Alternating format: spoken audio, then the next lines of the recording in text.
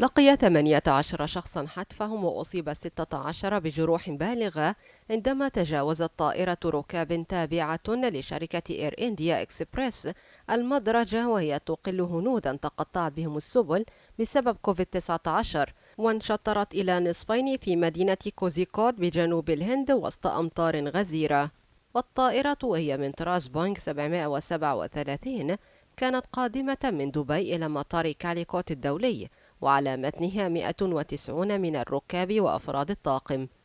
وقالت السلطات إن جسم الطائرة تمزق وانشطرت إلى جزئين على الأقل، وهي تسقط في واد على عمق 30 قدما. وقال وزير الطيران المدني إن السلطات تمكنت من إنقاذ معظم الركاب لأن النيران لم تشتعل بالطائرة.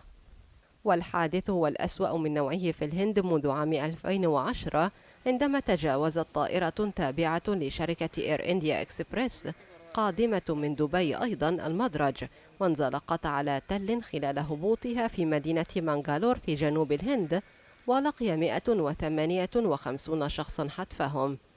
وفي كل من مطاري كاليكوت ومانغالور مدارج على قمم هضاب، ونظرا لوقوع المدارج على ارتفاع إن أحد طرفي كل منها منحدر، أو أن الطرفين كليهما منحدران.